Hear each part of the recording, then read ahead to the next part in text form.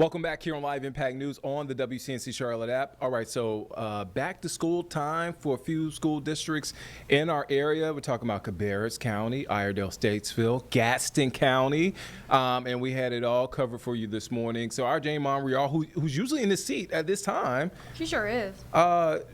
She was out on location. She was at Harrisburg Elementary School, and she did an incredible job this morning. I got a chance to watch some of her stuff. 'Cause I'm up early like that. But yeah, and she got a chance live there. She got a chance to speak with the superintendent, but she also beforehand got a chance to speak with the superintendent at Cabarrus County. And so let's play that full interview. Interesting interview there. Let's take a listen in. I think first and foremost for us, when anytime a new school year starts, it's always exciting to see the kids. That's our why, that's why we're here, that's what we're excited about. Trying to build their futures, focus on what their needs are, and just welcoming them back and seeing the smiles on their faces, and it's just the opportunities that present themselves for us to work with them and hopefully get them set up for a great future. You have 3 new schools coming online. Yes. How exciting is that? It's fantastic. It's a credit to our community, to our county commissioners, to our school board. We have the Mary Frances Wall Beverly Hills preschools opening up. We have the Coltrane Webb Elementary School opening up, and we have the Opportunity School opening up. So probably the first time in the history of Cabarrus County that we've had 3 brand new buildings opening up at the same time. So it's exciting. And it also shows the commitment of the community to the school system here in Cabarrus County. And it's what makes our school system such a great school system, because of that partnership and the commitment by everyone involved. What does that say to the growth? People are choosing to bring their families and start their lives and root in Cabarrus County, and so much of that is the school system. Yeah, we hear all the time from a lot of the realtors and the businesses, when people are coming here, the first thing they ask about, it's the school system. And the school system is a draw, and it's a powerful draw, and we see it. And I would say really it's our teachers. It's our teachers that do the work day in and day out with their students, and their excellence and the way our students continue to achieve academically. We continue to move up in the rankings in terms of the best schools in North Carolina.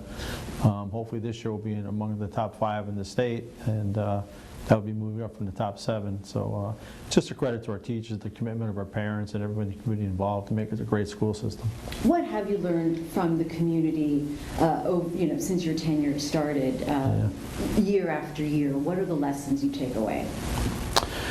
I think the lessons, the takeaways are always do what's best for kids. Meet kids where they're at, provide a safe environment for them. Our community demands excellence. They want our kids to achieve at high rates. They want those opportunities where kids can go anywhere they want to go when they graduate, whether it be to college, the workforce, the military. They want their children prepared. That is a very strong takeaway for me when I talk to businesses and the partnerships we have in the community, whether it be with Atrium Healthcare or Lilly Foundation now, Red Bull coming in. They want an educated, productive citizen that's walking out of our schools to be able to walk into that workforce, that company, that university, wherever it may be. They want our kids to be prepared. And I think that is the expectation of the community. And I think our teachers and all the people that work in Cabarrus County have continued to deliver on that. From last academic year to moving into this, do you have any lessons that you want to apply for yourself moving in and learning from what you did in the past? Sure. I think for us the focus is always, it's simple. We focus on 2 words. It's called continuous improvement. No matter where you are, you don't want to get complacent, you don't want to get lazy, you don't want to rest on your laurels. You want to be focused on the areas that, where can you be better? What programs can you implement? What new opportunities can you come up with for kids? Where are your areas of potential for growth? What resources or professional development do your teachers need or ask for that you can provide? And what can you do in a very financially responsible way to provide all those things for your kids, your students, and your teachers? Do you expect to be able to answer all of those questions? Yeah, I think we do a good. I think overall we do a really good job. I'm a very small part of the success of the district. I'm just one person that oversees a lot of things, but I'm surrounded by excellence everywhere that I go. So yes, I think you have to have high expectations. You have to demand that those expectations be met. But you do that through cooperation, through collaboration, through listening, through understanding your teachers and your parents and your community, and just do the best you can to deliver the best educational system that you can to the students here in Cabarrus County. It's challenging. But I think if you constantly focus on improving and getting better, I think that you'll reach the expectations that you set for yourself and others. What are the challenges that you foresee this academic year? I think the challenges for us this year are, we have two new buildings, we have the three new buildings that we have coming online. We have two new buildings, Northwest Elementary School and Northwest High School, that are going to be starting construction this summer. We have a new school, the Pearl, that we're partnering with the Wake Forest Medical School and the Advocate Healthcare System. And our kids are going to be able to work with several leading companies in the country. Siemens is one of them, Boston Scientific is another, Johnson & Johnson. There's a STEM lab in the Pearl neighborhood where the Wake Forest Medical School just built. Our kids are going to be able to participate in some of those opportunities in that STEM lab through a new educational program that we put into place this year. So that's exciting for our kids. I think constantly surveying and observing and seeing what programs are working, maybe what programs need to be tweaked, what are the demands of kids. I think AI is also something that's on the horizon, that's becoming more and more powerful and more abundant and more challenging to understand it, what are the best uses of it, how to use it with efficacy and be ethical about it, and educating your kids as to the best ways to use that. So I think that's probably the newest, probably most demanding challenge, because I don't think we really understand the power of it yet, but understanding that it's incredibly powerful, I think that's a huge challenge for all of our educators now in the system. Yeah, I think in every industry too, we're being told to embrace AI, and we hear from some other superintendents that they're embracing AI, but what does that mean on a practical level? Well, I think when you talk about embracing AI, I think the first thing I would say to anyone is you need to understand what is it that you want to do with AI. Do you want to create lessons with it? Do you want to create better human resource applications? Do you want to create better communication tools? Do you want to create better financial tools? What exactly is the purpose that you want to use it for? So I think understanding what the capabilities of it is and educating yourself to those capabilities is where you have to start. And a lot of it, it's kind of like when it's like when you first went into space. It's that moonshot. You really don't know what you're getting into, right? You're kind of discovering as you're going. So you want to be careful and be thoughtful about how you use that in the classroom. But yet you want to make sure that our kids have that edge when they walk out of here, that they're capable to use AI in a productive way, that when they go into society, that they can be very productive and very good students of that particular software capability, if you will. So we want to make sure we're preparing them well. But yeah, we're still learning too. And you want to make sure that it's safe, right? You don't want kids going down the wrong path with it. So I think it's a lot of things combined into one. And to be very frank and honest, I think we're all still learning a lot about it and trying to be careful and thoughtful as to how we use it. Let's talk about every district also facing staffing challenges. And so where does Cabarrus County stand with teacher vacancies because of all this growth? I think the biggest challenges for us probably would be similar to other districts. That'd be math, science, your EC positions. However, I will say that I think the excellence that exists in Cabarrus County with the teachers that are here, they become your best promoters of what's going on here in Cabarrus County, and they sell the district themselves to others. And to be frank, our shortage is not what it once was, and we are having success in filling our positions. So that's encouraging.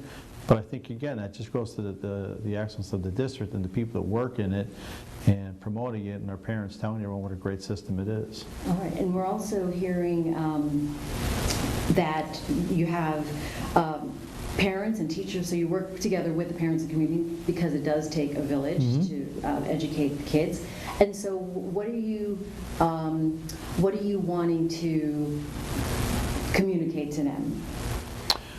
Well, I think to our parents, what we want to communicate is to reiterate, we are, I really don't like to go backwards, but we're 6 years out from COVID, and I think that made a lot of people nervous, uptight, scared, what have you, and I'll say the door shut a little bit.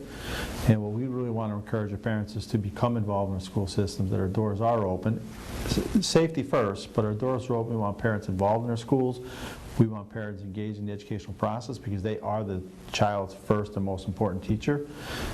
We also want them to come and visit our schools. We want them to talk with their teachers. We want to know if there are problems. We want people to reach out to us and communicate the good and the bad. Again, you only get better by listening to others and how people are evaluating you also. So some things that may be your blind spots, they could point out to you and you could see that.